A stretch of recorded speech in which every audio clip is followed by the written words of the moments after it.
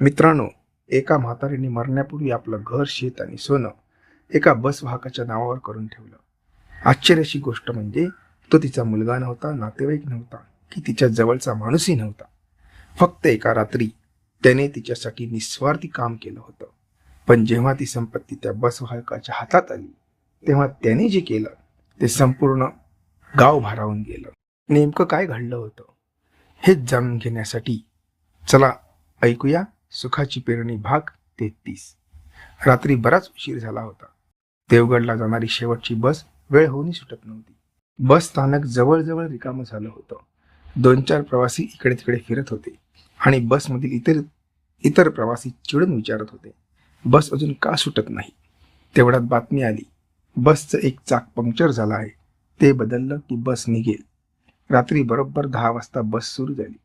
जवळजवळ सर्वच प्रवासी देवगडला जाणारे होते. पण एका सीटवर हातात एक बोचकं धरून एक वृद्ध आजी बसली होती.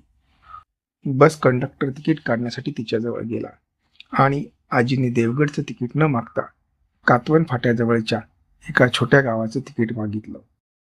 बस कंडक्टर विचारात पडला, कारण आजी खूप म्हातारी होती. तिला नीट दिसतही नव्हतं, चालताही येत नव्हतं आणि बाहेर होती पावसाळ्यातील काळी कुट्ट रात्र. तो थोडा रागानेच म्हणाला, आजी एवढा उशीर का केला? लवकर निघायला हवं होतं ना. आजीला नीट ऐकू येत नव्हतं. ती काहीतरी पुटपुटली. कंडक्टरने तिकीट दिलं, पण त्याच्या मनात एकच प्रश्न घोळत राहिला, ही आजी त्या फाट्यावर उतरल्यावर घरी कशी पोहोचणार? रात्र अधिकच गडद होत गेली. रस्त्यावर खड्डे होते, पावसाचं पाणी साचलेलं होतं. एखादा ओढा वाहत असेल तर, एखादं भटकं कुत्रं त्रास देईल तर, हे विचार त्या बस वाहकाला सतावत होते. आणि तेवढ्यात कातवन फाटा आला. वाहकाने घंटी वाजवली. बस थांबली. आजी उतरायला लागली. वाहक उठला. एका हातात तिचं बोचकं घेतलं, दुसऱ्या हाताने तिला आधार दिला आणि बसमधून खाली उतरवलं. बाहेर इतका अंधार होता की समोरचंही दिसत नव्हतं. पण वाहकाने निर्णय घेतला, आजीला एकटं सोडायचं नाही.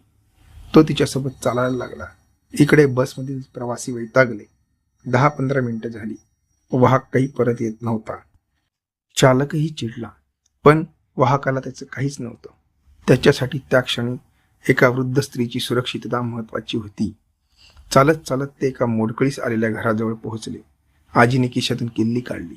वाहकाने कुलूप उघडलं, बोचका आत ठेवला आणि निघायला लागला. तेवढ्यात आजीने विचारले, बाबा तुझं नाव काय? तो हसत म्हणाला, मी महादू वेंगुर्लेकर. आजीने विचारलं, कुठे काम करतोस? त्याने म्हटलं, मालवण डेपोमध्ये. मुले बाळे आहेत का?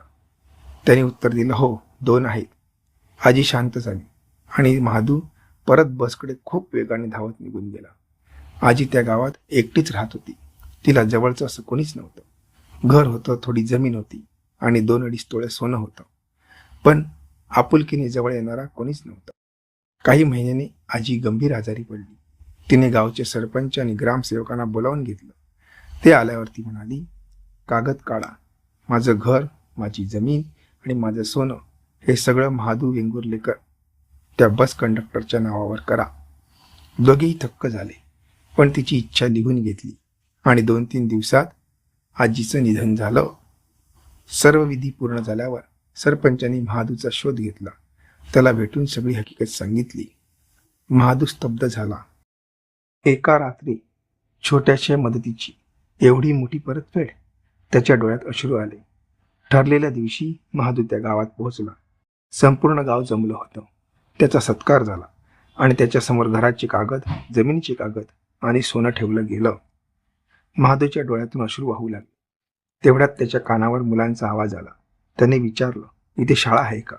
सरपंच म्हणाले, आहे, पण स्वतःची इमारत नाही. मुलं ग्रामपंचायतीच्या जुन्या खोल्यांमध्ये शिकतात. महादू काही क्षण शांत राहिला आणि अचानक उठून उभा राहिला. तो म्हणाला, हे शेत शाळेसाठी, हे घर विकून शाळेच्या इमारतीसाठी पैसे वापरा आणि हे सोनं विकून शाळेला सुंदर प्रवेशद्वार बांधा. क्षणभर संपूर्ण सभागृह शांत झालं आणि पुढच्याच क्षणी टाळ्यांचा कडकडाट झाला. सरपंच भाऊक होऊन म्हणाले, महादू, या शाळेला तुमचं नाव देऊ. महादू हसला आणि म्हणाला, नाही, माझं नाव नको.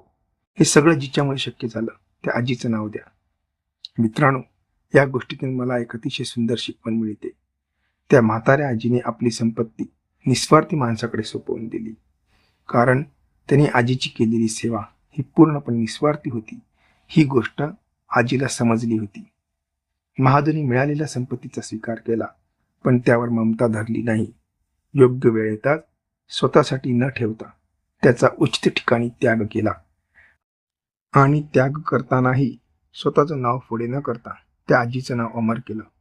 आपल्यालाही परमेश्वराने दिलेलं धन, ज्ञान, गुण, आपल्या ओळखी-पाळखी, आपली शारीरिक क्षमता ही योग्य पात्रासाठी निस्वार्थपणे वापरता आली पाहिजे. कारण जिथे अहंकार नसतो, जिथे अपेक्षा नसते आणि जिथे सेवा असते, तिथेच परमेश्वर प्रसन्न होतात. मित्रांनो, तुम्हाला या गोष्टीतून कोणती शिकवण मिळाली? कमेंट बॉक्समध्ये नक्की लिहा. आणि हा विचार आवडला असेल तर प्रतिती पंथाच्या परिवारात सामील व्हा आणि सुखाच्या पेरणीचे सर्व भाग पूर्णपणे ऐका. व्हिडिओ लाईक, शेअर आणि सबस्क्राईब करायला विसरू नका. जय श्री